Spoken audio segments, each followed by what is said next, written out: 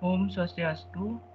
Perkenalkan, nama saya Imade Reni Saskara, NIM 2200100143, kelas CA221, Prodi Sistem Komputer. Pada hari ini saya akan melakukan presentasi mengenai materi praktikum basis data.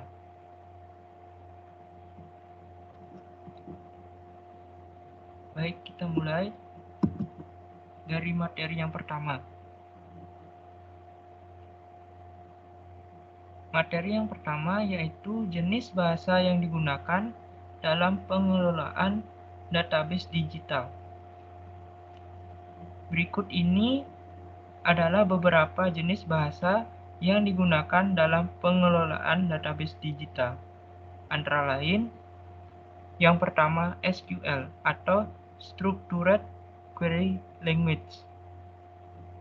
SQL adalah bahasa standar yang digunakan untuk mengelola dan mengambil data dari database relasional. SQL digunakan untuk membuat tabel, mengubah data, memasukkan data, menghapus data, dan mengambil data dari database. Yang kedua, PL_SQL atau Procedural Language_Structured Query Language. PL_SQL adalah bahasa pemrograman prosedural yang terintegrasi dengan SQL. PL_SQL digunakan untuk membuat fungsi, prosedur, trigger, dan package di dalam database Oracle. Yang ketiga, TSQL atau Transact SQL. TSQL adalah bahasa pemrograman yang digunakan untuk mengelola database Microsoft SQL Server. TSQL digunakan untuk membuat fungsi, prosedur, trigger, dan tugas di dalam database. Yang keempat, NoSQL Query Language. NoSQL Query Language digunakan untuk mengelola database NoSQL seperti MongoDB, Cassandra, dan Redis. NoSQL Query Language memiliki sintak yang berbeda-beda tergantung pada jenis database yang digunakan. Yang kelima, XML Query Language atau XQuery. XQuery adalah bahasa pemrograman untuk mengambil dan memanipulasi data dalam format XML. XQuery digunakan untuk mengelola database XML dan aplikasi web yang berbasis XML. Yang keenam, RDF Query Language atau SparkQL. SparkQL adalah bahasa query untuk mengambil data dari database RDF atau Resource Description Framework. RDF digunakan untuk mempresentasikan data dalam bentuk grafik, dan SparkQL digunakan untuk mengambil data dari grafik RDF. Dalam pengelolaan database digital, SQL adalah bahasa yang paling umum digunakan untuk mengakses dan memanipulasi data dalam database relasional. Sedangkan bahasa lainnya lebih banyak digunakan untuk database non-relasional atau dalam pengembangan aplikasi. Itu saja untuk presentasi materi yang pertama. Baik, kita lanjut ke materi yang kedua, yaitu proses instalasi XAMPP. Di sini saya menggunakan virtual machine untuk melakukan proses instalasi XAMPP, dikarenakan komputer atau laptop saya sudah terpasang XAMPP sebelumnya. Baik, tanpa berlama-lama, mari kita mulai.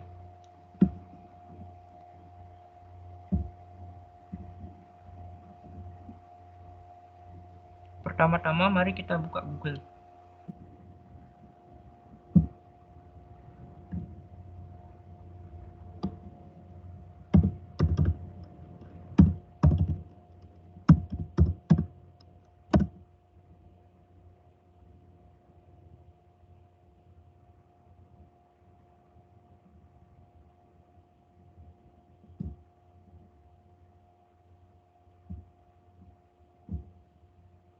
Kita ketik exam PP di Google.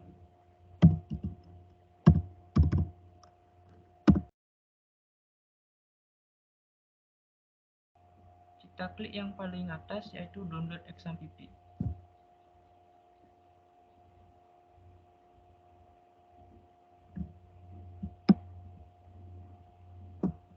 Di sini saya memilih exam PP for Windows dikarenakan saya menggunakan Windows. Di sini saya akan mendownload versi 8.2.4.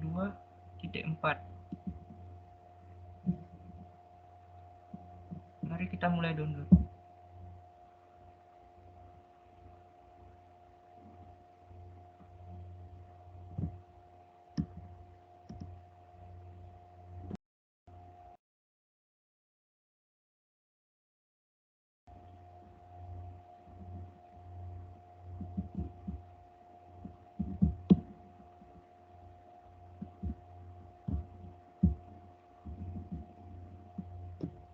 Kita klik save.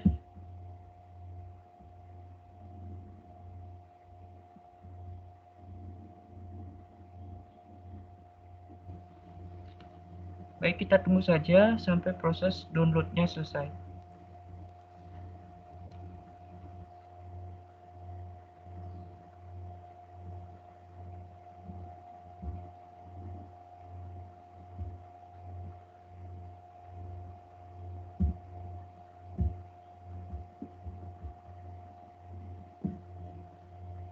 Setelah proses download selesai, kita buka File Explorer.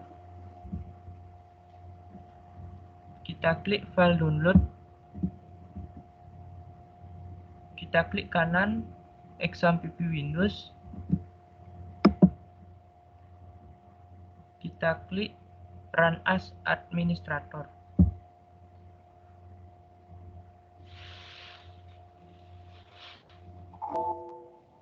Kita klik Yes.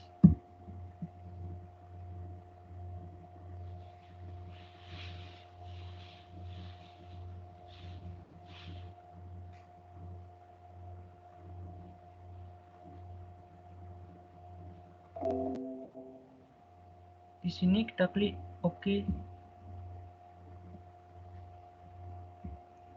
Setelah tampil seperti ini, kita klik Next.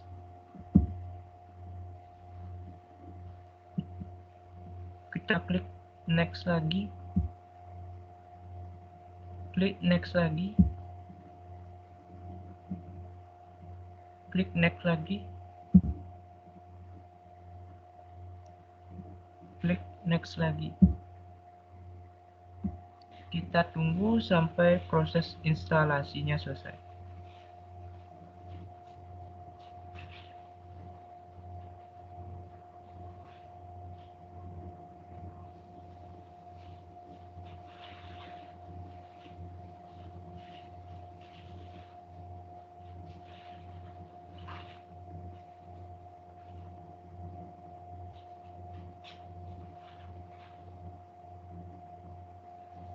Kalau tampil seperti ini, kita klik Allow Access.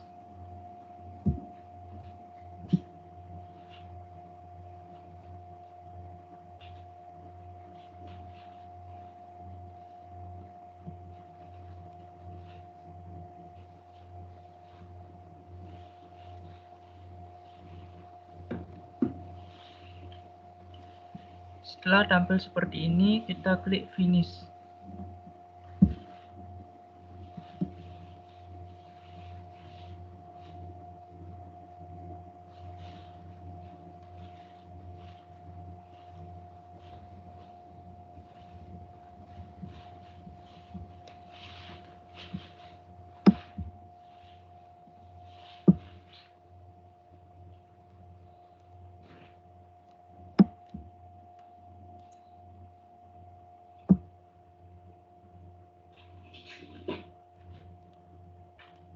Inilah tampilan dari XAMPP. Sekian untuk materi yang kedua ini. Baik, mari kita lanjut ke materi yang ketiga, yaitu DDL untuk membuat database. Pertama, kita buka XAMPP.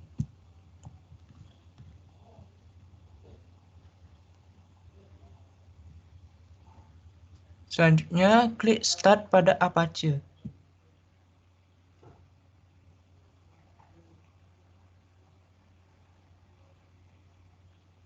Selanjutnya, klik Start pada MySQL.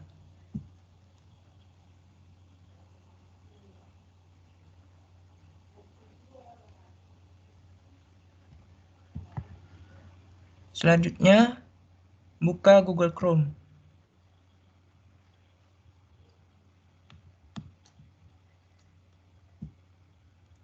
Ketik localhost/php myadmin.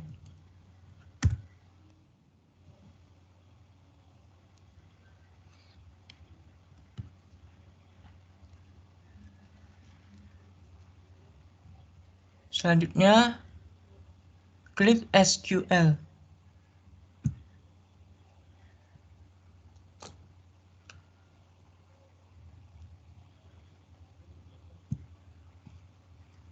Ketik create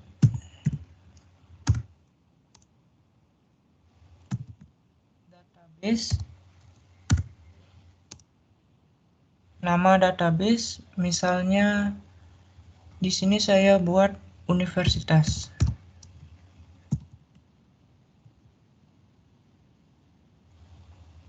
Titik koma, kita klik go.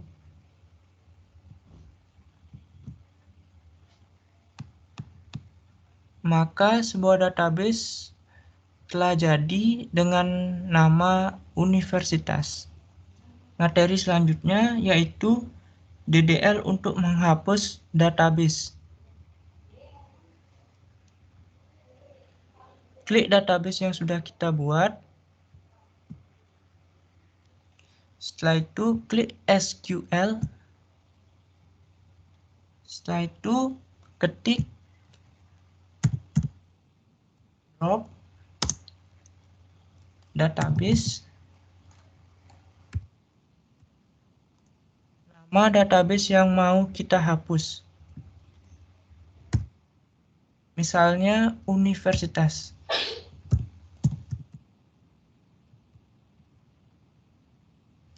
Titik koma, klik go.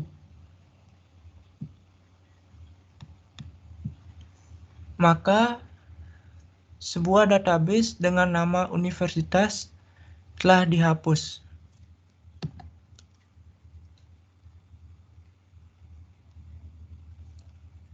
Dan pastikan untuk menggunakan perintah drop ini dengan hati-hati. Karena menghapus database akan menghapus semua tabel dan data yang terkait. Pastikan juga bahwa Anda memiliki backup data sebelum menghapus database. Materi selanjutnya yaitu DDL untuk membuat tabel. Langkah pertama, kita buat database dulu.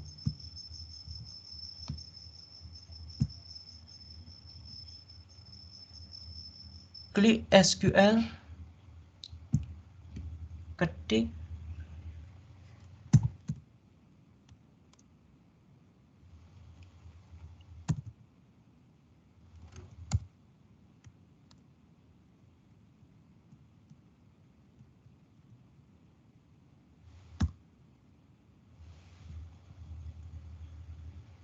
saya akan buat sebuah database bernama universitas.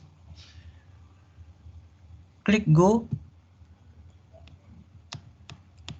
Setelah itu, klik database universitas.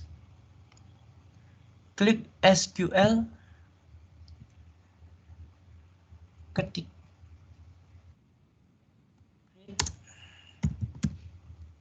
table, nama tabel yang mau kita buat,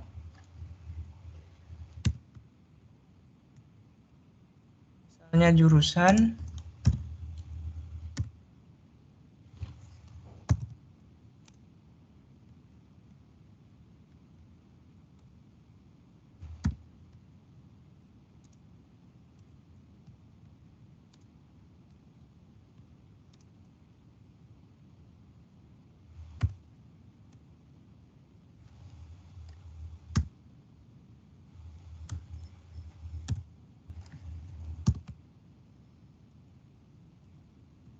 jurusan,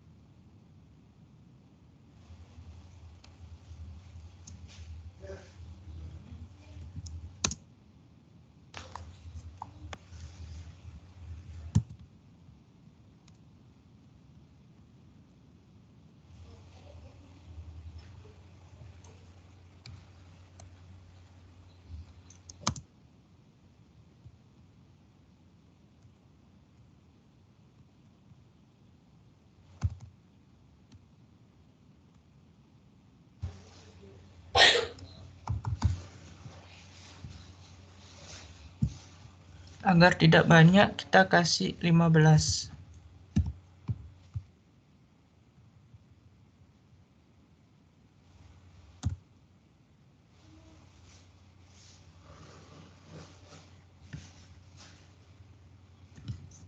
Selanjutnya nama mahasiswa.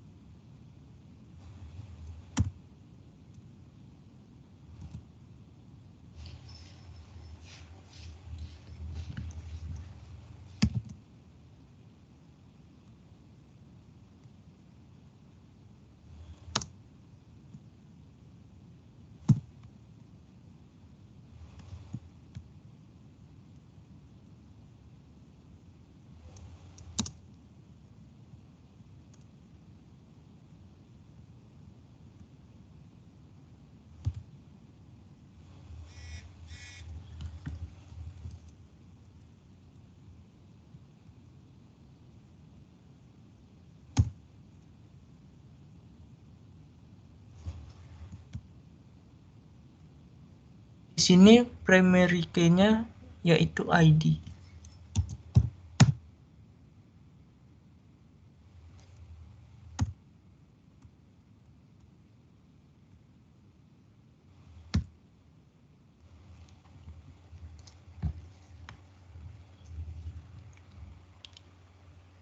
Perintah ini akan membuat tabel jurusan dengan 5 kolom, ID dengan tipe data integer,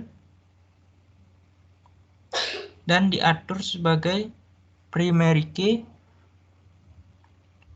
dan diatur juga dengan auto increment. Kode jurusan dengan tipe data varchar 15 dan diatur dengan not null. Nama mahasiswa dengan tipe data varchar 35 dan diatur dengan not null. Tanggal dibuat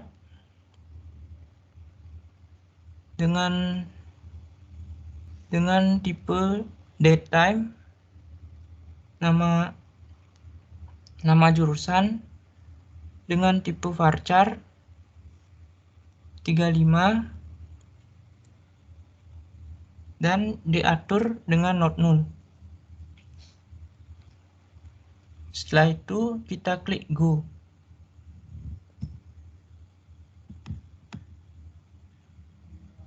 Maka sebuah tabel jurusan telah jadi. Materi selanjutnya yaitu DDL untuk mengubah kolom dalam tabel.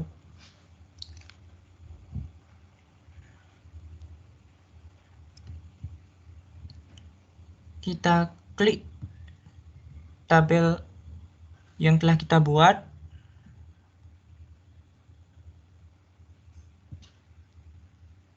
Kita klik edit inline. Kita hapus semua.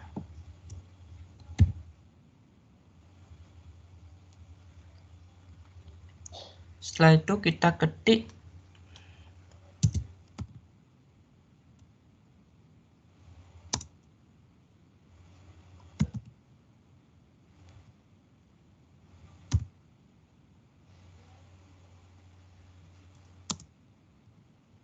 nama jurusan, nama tabel,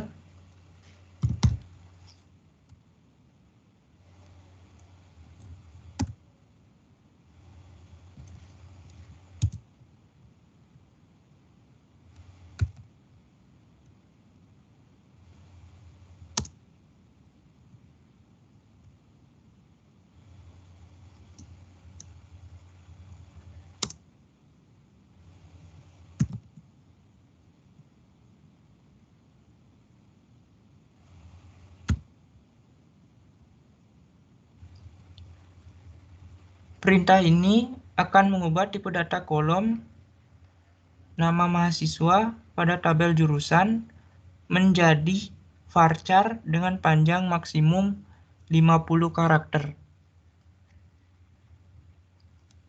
Kita klik go.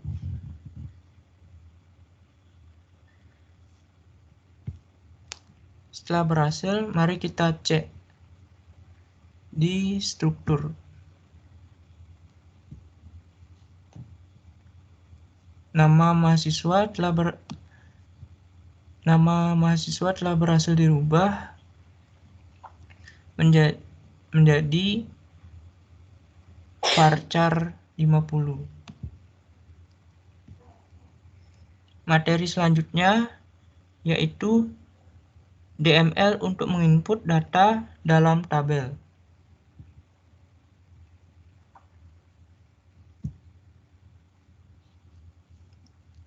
Pertama, kita klik SQL. Setelah itu, kita klik Insert.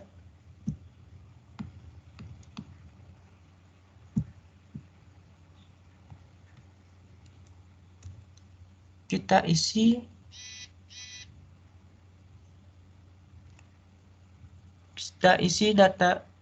isi tabelnya dengan data.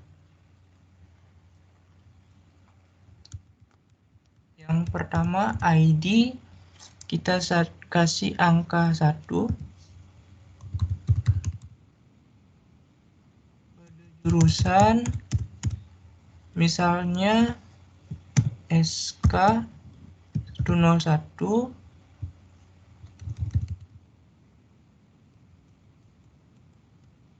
Nama mahasiswa misalnya Randy.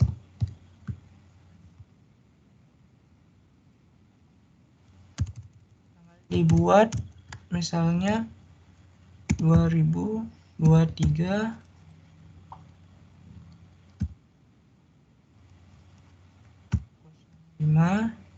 Strip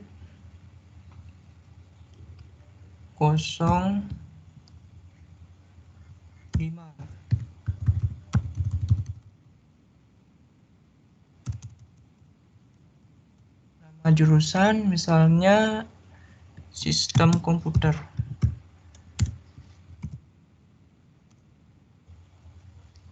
Setelah semuanya sudah dirasa lengkap,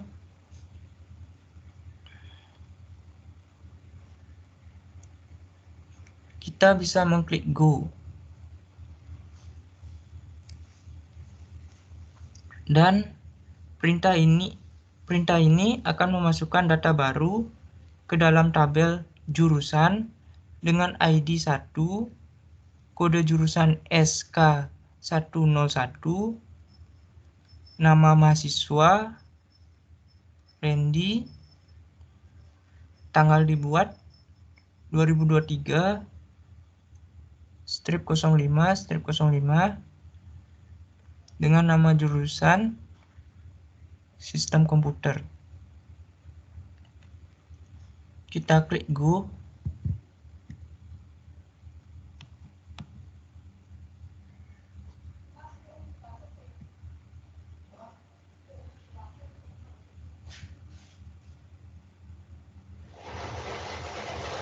Maka data sudah berhasil dimasukkan ke dalam tabel. Materi selanjutnya yaitu DML untuk mengubah data dalam tabel. Kita klik tabel jurusan. Setelah itu kita klik Edit Inline. Hapus semuanya. Kita ketik update.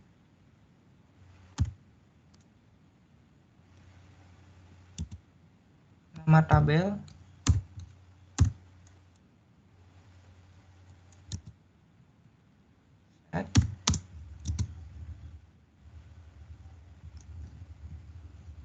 Nama jurusan.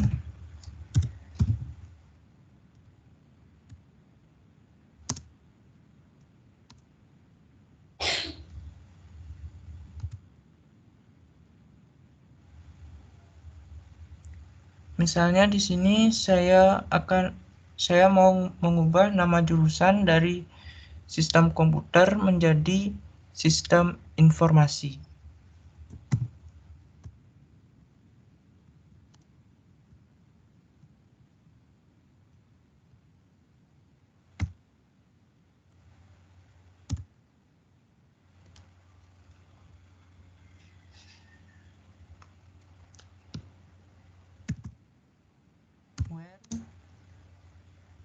ID 1.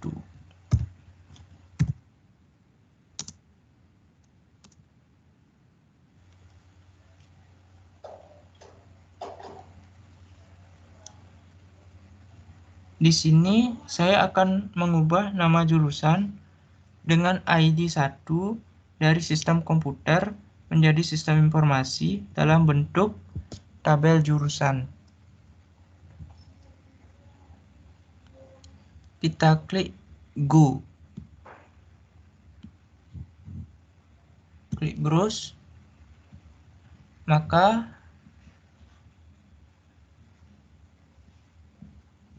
nama jurusan telah berubah menjadi sistem informasi. Materi selanjutnya yaitu DML untuk menghapus data dalam tabel. Yang pertama, klik tabel yang telah kita buat. Setelah itu kita klik Edit Inline.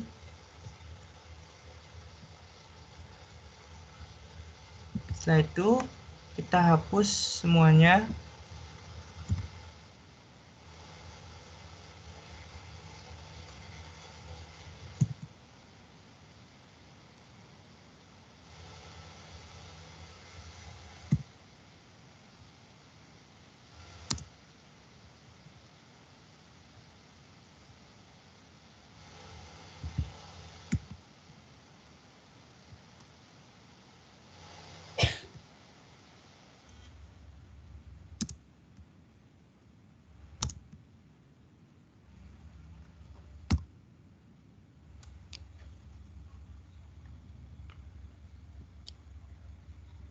Perintah ini akan menghapus baris data dalam tabel jurusan yang memiliki ID D1. Klik Go.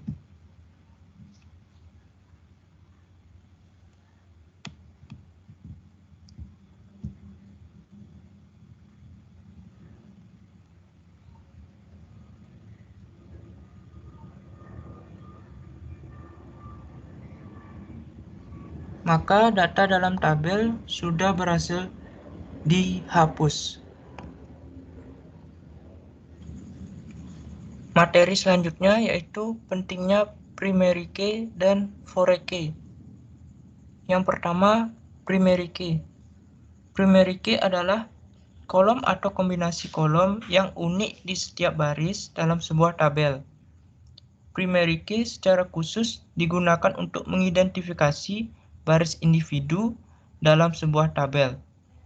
Beberapa alasan mengapa primary key penting dalam database relasional adalah sebagai berikut. Yang pertama, mencegah duplikasi data. Mencegah duplikasi data. Primary key memastikan bahwa setiap baris dalam tabel memiliki nilai yang unik, sehingga menghindari duplikasi data. Yang kedua, meningkatkan performa query. Meningkatkan performa query. Ketika Anda melakukan operasi pencarian query pada tabel, primary key memungkinkan pencarian yang lebih efisien dan cepat. Yang ketiga, mendefinisikan relasi tabel. Mendefinisikan relasi tabel. Primary key dapat digunakan sebagai referensi oleh tabel lain dengan cara membuat foreign key ke primary key dari tabel lain. Yang kedua, foreign key. Foreign key adalah kolom atau kombinasi kolom dalam sebuah tabel yang mengacu pada primary key di tabel lain. Beberapa alasan mengapa foreign key penting dalam database relasional adalah sebagai berikut. Yang pertama, menjaga integritas. Menjaga integritas. Foreign key membantu menjaga integritas referensial antara dua tabel terkait. Jika ada perubahan di satu tabel, maka perubahan tersebut harus tercermin di tabel lain yang terkait, sehingga memastikan bahwa referensi data yang akurat dipertahankan. Yang kedua, memudahkan pencarian data terkait. Memudahkan pencarian data terkait, foreign key memungkinkan pengguna untuk dengan mudah menemukan dan mengakses data terkait di tabel lain. Yang ketiga, memperkuat desain database. Memperkuat desain database. Foreign key memungkinkan Anda untuk membangun hubungan yang kuat antara tabel dalam database relasional Anda. Berikut ini adalah ilustrasi antara foreign key dan primary key. Baik, sekian presentasi dari saya. Saya ucapkan Parama Santi. Om Santi Santi Santi Om.